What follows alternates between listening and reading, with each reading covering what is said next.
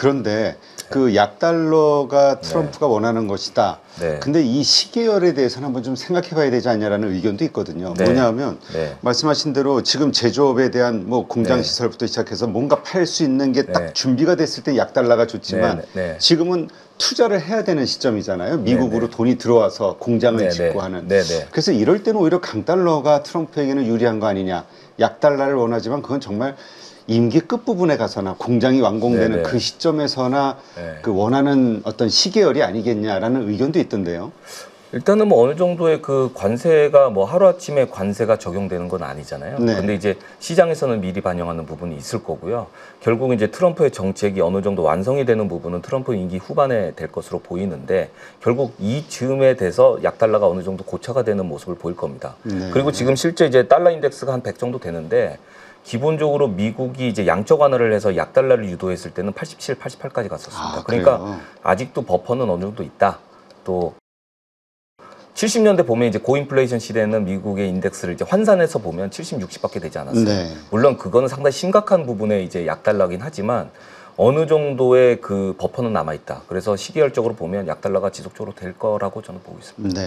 그러면 우리가 생각하는 좀 급격한 약달러보다는 점진적인 약달러로 갈 것이다. 트럼프 임기 기간 동안. 그렇습니다. 다만 원화 같은 경우에는 약간 특수하죠. 작년 이제 말에 큰 이벤트가 있었지 않습니까? 그렇죠.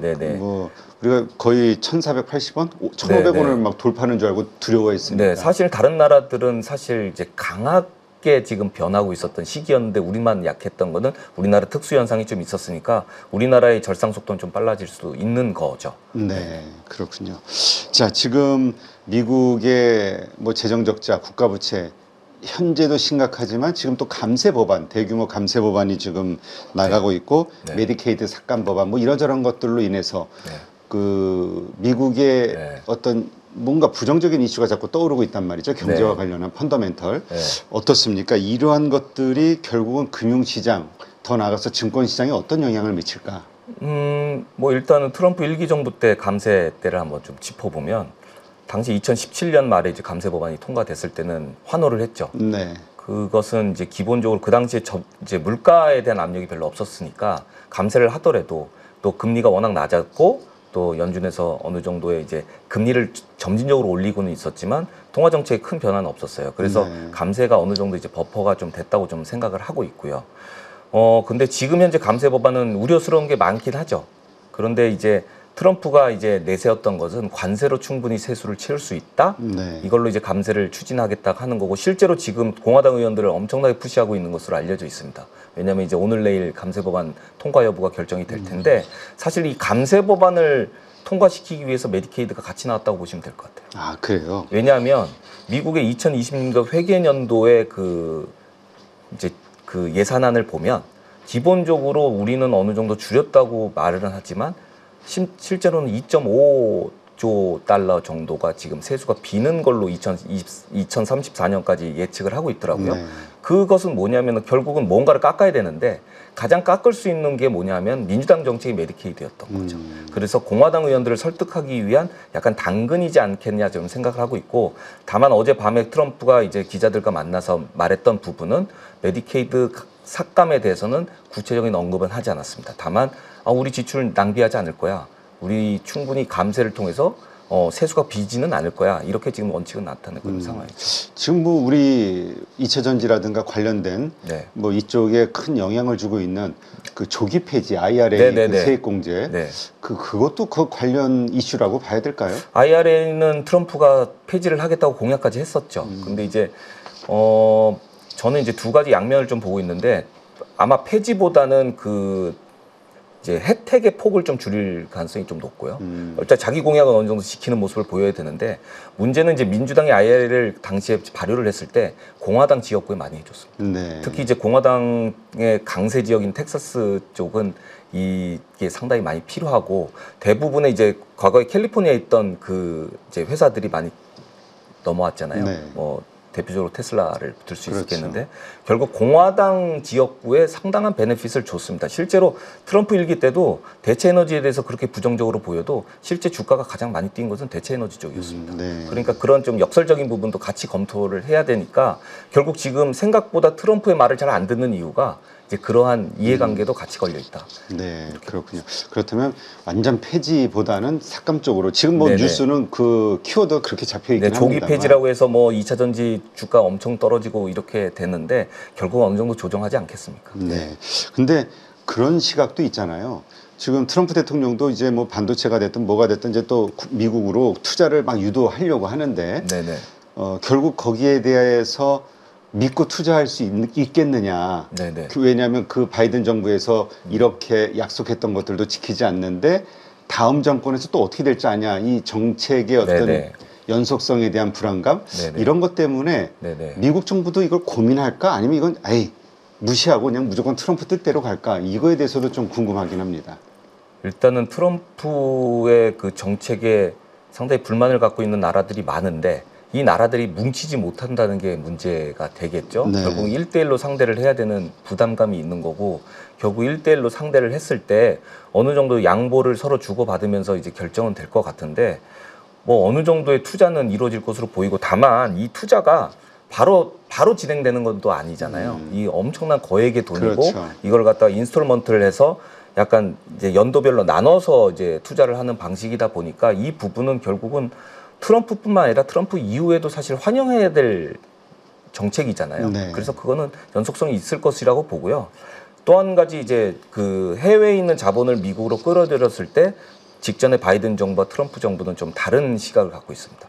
이제 공통적으로 목표는 똑같은데 바이든 같은 경우에는 이제 IRA라든지 반도체법을 통해서 보조금을 줬다 그러면 트럼프는 너희들 안 들어오면 관세 때려버릴 거야 이렇게 지금 가버리니까 약간 당근과 채찍이 뒤바뀐 상황인 거지 그 목표는 동일하기 때문에 그 목표를 달성하기 위한 수단만 바뀔 거다. 알겠습니다. 자, 지금 그러다 보니까 이 관세로 인해서 인플레이션에 대한 우려는 커지고 있고 또 경기 침체에 대한 우려들이 커지고 있잖아요.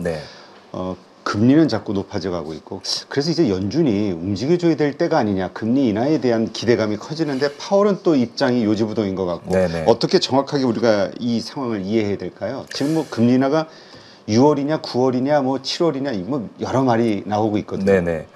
오늘 아침에 이제 패드워치를 보니까 일단은 그 트레이더들은 기본적으로 올해 2번 정도 인하를 예상하고 있습니다. 저번 달엔 3번이었는데 관세 처음에 나왔을 때. 이것은 역시 그 중앙은행의 정책을 이제 결국은 따르지 않을 수 없는 상황인 거죠. 일단은 파월 같은 경우에도 이제 며칠 전에 이제 그 프레임워크에 대한 이슈를 이제 제기를 했었는데 그것은 사실 이제 정기적인 부분이고요. 기본적으로 물가에 대한 두려움이 좀 있는 것 같습니다. 왜냐? 2021년에 한번 실수를 했잖아요. 그때 이제 선제적으로 이제 대응을 못했던 것이 그 당시에 이제 당시의 프레임워크였던 이제 평균 인플레이션 목표제 때문에 그랬었던 거거든요. 그래서 이제 좀 늦었다는 부분에 대해서 이번에는 이 물가가 오를 경우에는 경기 침체를 각오하고 물가를 잡겠다는 입장이 상당히 강한 것 같습니다. 그래서 이 파월 입장에서는 지표가 충분히 우리가 봤을 때 금리 인하 쪽으로 기울어졌을 때 그때 실시할 것으로 보이고 그 기조는 크게 변할 것 같지는 않습니다. 그리고 임기가 1년밖에 안 남았잖아요. 그렇죠. 근데 임기 1년 남은 지금 시점에서 그 SEP 경제 전망 요약 시스템 개편을 검토하고 있다. 이런 뉴스가 좀 나오던데 이게 어떤 의미입니까? 지난 2019년에 사실 이게 생긴 겁니다. 그래서 이제 5년에 한 번씩 그 통화 정책에 대한 리뷰를 전반적으로 하고 전략적으로 이걸 어떻게 바꿀지 그거를 이제 결정하는 어떻게 보면 정기적인 위원회라고 보시면 되고 이번엔 이제 프레임워크가 바뀐다 그러면 여름에 공식적으로 결정이 되고 아마 8월에 잭슨홀에서 발표할 가능성이 높습니다. 지난번 2020년에도 이제 평균 그 인플레이션 목표제에 대해서도 이 2020년 잭슨홀에서 파월이 밝혔던 내용이었거든요. 그래서 그게 이제 골자고요. 크게 이 프레임워크가 바뀔 수 있는 부분은 2가지가 있을 것 같습니다. 첫 번째는 이 실업률과 물가의 관계입니다. 우리가 이제 전통적으로 필립스 곡선이라고 해서 물가와 실업률은 서로 반비례한다는 그 법칙이 오랫동안 유지가 돼 왔고 중앙은행의 그 통화 정책에 있어서 어떻게 보면 트레이드오프 관계인 이 2가지를 동시에 달성하는 것을 목표로 하고 있습니다. 연준 같은 경우에는 연준법에 나와 있고 한국은행 역시 한국은행법에 나와 있습니다. 그런데 이제 이 부분이 결국 이 관계가 지금 많이 깨지고 있다는 것을 파월이 얼마 전에 언급을 했었거든요. 그래서 이 부분에 대해서 일단 조정이 좀 필요하지 않겠느냐. 그래서 결국은 물가와 고용에 대한 목표 수치 이 부분에 대해서 좀 검토를 할 것 같고, 두 번째는 뭐 예상을 다 하겠지만 평균 인플레이션 목표제가 폐지될 것으로 보입니다. 결국 그래서 결국은 우리가 목표로 하고 있는 인플레이션의 목표치는 과연 얼마일까? 현재는 2%고, 뭐 유사 사례로는 이제 ECB가 이제 라가르드가 취임하고 나서 직후에 비슷한 걸 했었습니다. 그래서 전략적 그 통화 정책 방향에 대해서 이제 발표한 적이 있었는데, 그 당시에 이제 이 물가와 그 다음에 이 고용에 대해서 상당한 그 비중에 대해서 이제 언급한 적이 있고, 그 이전에 이제 드라기 때는 이 인플레이션 목표치를 less than 2%로 얘기를 했었죠. 그러면 결국 파월의 지금 입장에서는 2%는 너무 낮다. 이렇게 판단할 가능성이 높고, 평균 목표를 2.5에서 3% 정도로 올리지 않겠느냐 하는 것이 제 개인적 생각입니다. 왜냐하면 이 부분이 이제 과거 이제 옐런 의장 때부터 계속 나왔던 얘기고, 하이 프레셔 이코노미라 해서 물가가 어느 정도 올라가더라도 연준의 그 금리 정책은 좀 플렉스해야 되지 않겠냐, 즉 유연성을 좀 갖고 있어야 되지 않겠냐 하는 것에 지금 연준 위원들은 좀 방점을 두고 있는 것 같습니다. 네. 그렇다면 이제 평균 그 금리가 올라간다고 하면 그게 가져오는 의미는 정확히 뭡니까? 좀 더 고금리 상황에서도 걱정 안 하고 금리 인하를 할 수 있다는 의미입니까? 물가가 어느 정도 내려가고 있는 모습을 보인다 그러면 금리 인하의 폭은 좀 있겠죠.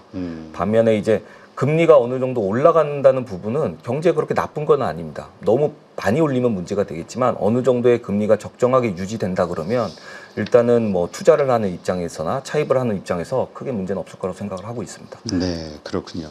지금 미국의 금리 상황에 맞춰서 이제 우리 금리도 좀 봐야 되는데 우리는 좀 금리 차가 있잖아요, 미국과는.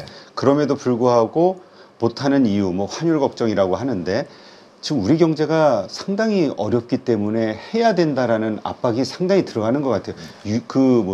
양적 완화라는 말을 한국은행 총재가 우리 역사상 처음 했다라는 말도 들었고요.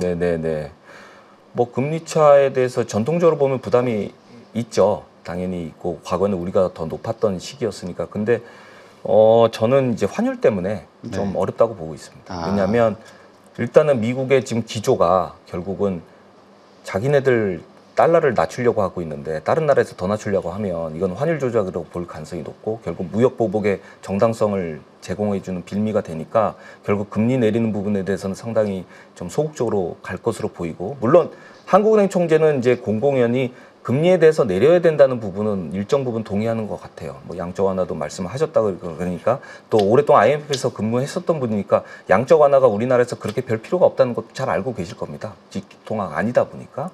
그런데 또 이 금리를 못 내리는 가장 큰 이유는 결국 물가 이슈가 있지 않을까? 또 그다음에 겨우 잡은 부동산이 다시 거품이 또 일어나지 않을까? 이런 우리나라 특수한 상황 때문에 좀 그런 것 같습니다.